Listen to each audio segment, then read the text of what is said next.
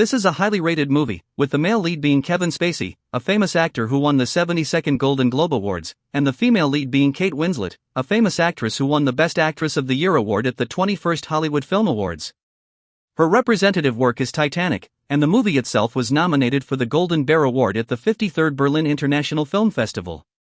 It is truly an exciting suspense/crime movie. To avoid missing out on more exciting movies, please click subscribe. In order to get a high score, the girl said these words to the professor. I would do anything to pass. Anything, huh? Anything.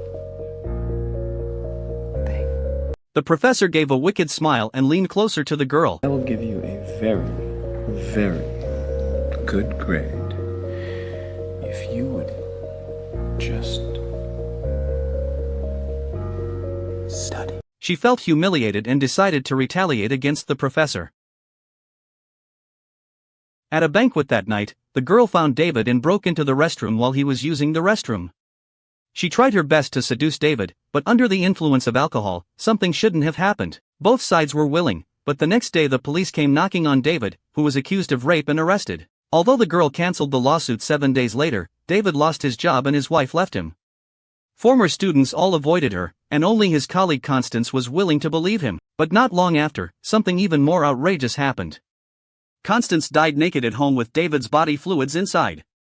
The police arrested him immediately, and with the help of his lawyer friend, David, who was supposed to be sentenced to life, was turned to death. He was about to be executed in 4 days, but there was no sign of panic on his face. David asked the lawyer for help and called for journalist Spacey to interview him.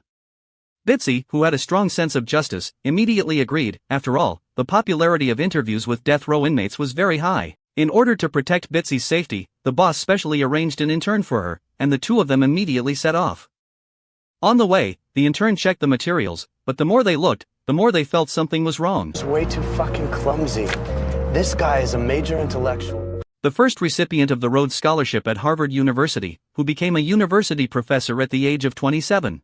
How could such a smart person leave so much evidence at the scene? They rushed non-stop to the prison, went through layers of checks, and finally saw David. He stood up and took the initiative to greet Spacey. Spacey was puzzled as to why he was asked to interview him by name. Here because I want to be remembered as much for how I led my life and the decisions that I made as for how my life ended. David was originally a professor in the philosophy department, young and successful in his career, but his wife often went to Spain on business trips to cheat and betray him. Due to the temptation of his students, David made a mistake once, but this time it led him into an endless abyss. He is a liberal who, along with his colleague Constance, is committed to the movement to abolish the death penalty. In a debate show, David bluntly argued with the mayor about abolishing the death penalty. With just one sentence, the mayor left David speechless. So many people who have been executed, is there anyone who was misjudged? If so, please name him and I will immediately lift the death penalty. David fell silent, and his performance left Constance extremely disappointed, accusing him of ruining the debate. At this moment, the police found him and David was accused of rape. Although the girl later withdrew the lawsuit, she left the city for fear of being punished by the law for providing false evidence, and there was no news from then on. 1 year later, David received a postcard signed as a student willing to do anything, with only one sentence written inside. My guilt is far beyond your imagination. After the first interview, Spacey felt a lot of doubts and was ready to personally investigate. They arrived at David's colleague's house, where Constance died. His niece turned the room into a scenic spot, and anyone who wanted to visit the crime scene had to buy tickets. The girl introduced to them that Constance had died in the kitchen with a tripod beside him, but the police couldn't find any photos or videos or anything like that. Constance collapsed naked on the ground, with a plastic bag wrapped around his head and tightly sealed the opening with tape. His hands were handcuffed behind him, suffocating to death. And the most abnormal thing is that the police found handcuff keys in Constance's stomach. A few days later, when Spacey was going to the second interview, he found that someone was following them, just like the cowboy he met in the toilet yesterday. The person was discovered and immediately left. Spacey didn't care and came back to prison again. According to David, the way Constance was murdered was through secret police tactics, which had been used as a means of torture to extract confessions from prisoners. Throughout the entire process of her death, she would know that the key was in her stomach, and this method was extremely cruel. But the problem is that David once mentioned this in his book. He suspected that someone had framed him, and there were no fingerprints on the tripod at the scene. It was intentionally left by the killer, as if telling David that there was a video outside that could prove his innocence, like handcuffs and keys, cruelly tormenting him. It is ironic that David, the leader of the abolitionist organization, is now sitting in the prison of death row inmates. And the most crucial question is where exactly the videotape is located. After the girl withdrew the lawsuit, his wife and son left, leaving only one divorce agreement behind. Bitsy came to his house and informed David that he had been expelled from school and the house had been sold by his wife. From then on, David became homeless and faced various obstacles in his job search. No unit was willing to hire a rapist, and David began to drink excessively, feeling anxious all day long. Fortunately, with the encouragement of his lawyer friend, David regained his confidence and was not afraid of hard work. He successfully became a courier and deliveryman. David told Constance the good news and she was pleased to give him a hug. David is full of energy and works hard during the day. Whenever he has free time, he volunteers for organizations opposing the death penalty. But he accidentally overheard the conversation between Constance and others, and the people in the organization were very resistant to him. So David left here in anger, and his life once again plummeted, with his family and career all in chaos. The next day, Constance went out to pick up the newspaper and turned his head to see David sitting drunk at the door. He invited David into the house. As soon as he entered the house, he released his nature and kept roast to Constance, but he didn't get a response from Constance for half a day. Turning his head, Constance fell to the ground. He hurriedly took Constance to the hospital, but was recognized by medical staff and misunderstood that he was assaulting the girl again. David could only leave dejectedly, waiting for him. He drank countless cups of coffee, and the doctor finally walked over. However, he brought bad news that Constance was suffering from leukemia, and there was probably not much time left. This sentence seems like a bolt from the blue, and even my only good friend has a terminal illness. The second conversation ended in David's tears, but when Bitsy and the intern returned to their residence, they found a roll of tape placed on the door. Bitsy pushed the door open and inside, there was actually a videotape hanging above the bed, which said to be given to Bitsy. The intern brought the projector. This isn't what I think it is.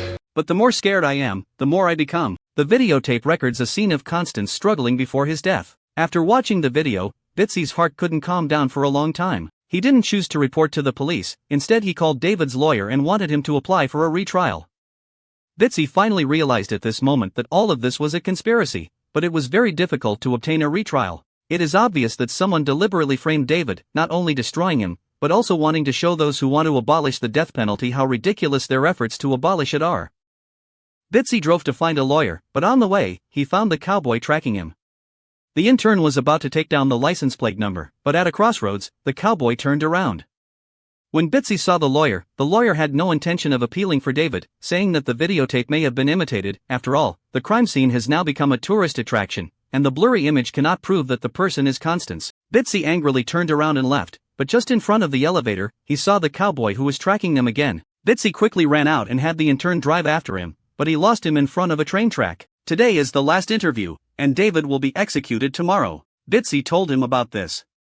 It turned out that David knew the cowboy, who was the head of the local organization that abolished the death penalty. He had a very good relationship with David and marched together several times. However, unfortunately, none of the prisoners they tried to rescue survived without exception. This makes Constance very frustrated, feeling that what he has been doing all along is meaningless. That night, David chatted with Constance and she comforted him softly, not only because of organizational matters, but also hoping that she could shake off her fear of death. She asked Constance if he had any regrets in his life. Constance smiled and said that he had only had sex with 4 people, so naturally, David helped him become the 5th person to have sex. Afterwards, David was drunk and lying in the car sleeping when he was caught by the police and sent to prison. Upon hearing this, Bitsy suspected that the cowboy had killed Constance, and David was also very helpless. If there was evidence, he wouldn't be sitting here now either. Bitsy was very uncomfortable. He watched innocents being executed, but David remained indifferent. Faced with death, he seemed to have some expectations. Goodbye, Bitsy. Watching David taken away, Bitsy couldn't help but shed bitter tears. She had just returned to her residence when the lawyer approached her and said that the videotape she received was incomplete. If Bitsy could find the complete videotape, David would have a chance to be rescued. That night, Bitsy watched the videotape repeatedly, trying to find useful clues, but after a night, there was still no gain. At this time, David has been taken to the execution ground and will be executed at 6 p.m. in the afternoon. Bitsy went to the bathroom to wash her face, picked up a towel from the ground and wiped her mouth. Suddenly, she realized something and quickly woke up the intern, asking if he would litter towels at home. The answer she received was of course negative. They immediately rushed to the scene of the crime, wanting to replay the process of the crime. She noticed a detail in the video where Constance once moved his foot, and before that, he had been stationary for 15 seconds. Will a kidnapped person remain motionless? I should keep struggling, that's right. To confirm his idea, Bitsy sealed his mouth with tape, put a plastic bag on his head, and then sealed it with tape. He handcuffed his back and lay on the ground, simulating the scene before Shomei's death. The intern saved her. Bitsy instantly understood everything. Okay? She did it herself. Oh.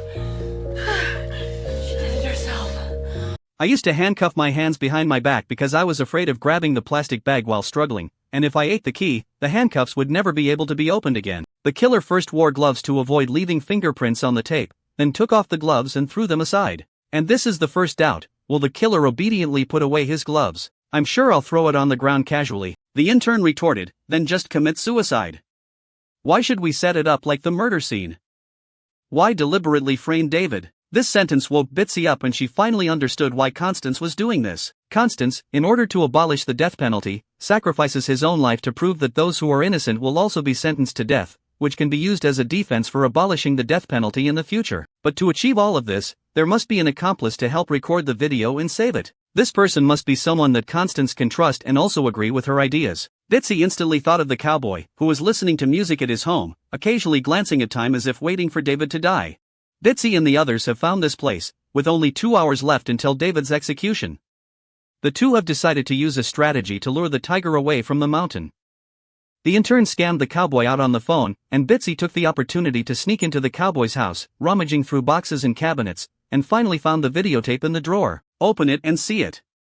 It's exactly the same as he speculated. The cowboy is the one who cooperated with the suicide. Bitsy, who learned the truth, cried bitterly. She quickly rushed to the execution ground with a videotape. At this moment, David was having his last dinner, but at a critical moment, Bitsy's car broke down. She had to park the car halfway and run all the way to the execution ground. Two groups of protesters, one supporting the execution of the death penalty and the other wanting to abolish it, but by the time Bitsy stumbled and arrived here, it was already over 6 o'clock. The executioner declared David's death. Bitsy, who learned this news, was extremely sad and couldn't breathe. He still couldn't save David. Bitsy exposed the videotape, and the public unanimously believed that David became a martyr without his knowledge, which was all that the anti-death penalty organization did to abolish the death penalty. At the same time, at the cowboy's home, David's photo had a cross drawn on it. He packed his luggage and left here to meet a lawyer at the airport. Turns out the lawyer was also his accomplice, and with his help, the cowboy escaped to Spain. Do you think this is over? The cowboy came to David's ex-wife's house with the interview fee given by the publishing house, left it at the door, and left here. My ex-wife opened the box, which was filled with US dollars and a postcard that the female student had written to David. Meanwhile, Bitsy also received a package containing a doll and a letter. The biggest reversal of the entire film came when Bitsy touched something inside the doll. She tore it open and saw that it was actually a videotape. She quickly ran out and locked the door tightly. This is the true full version of the video, and David's figure actually appears in the scene. It turns out that this incident was orchestrated by him with the aim of abolishing the death penalty. He didn't want Bitsy to live with guilt in the future, so he told him the truth. David gave up his life for his dream, but is it really worth it? The movie tells the story of David's life through ordinary storytelling, but it is thought-provoking as to whether the death penalty should be abolished. To avoid missing out on more exciting movies, please click subscribe.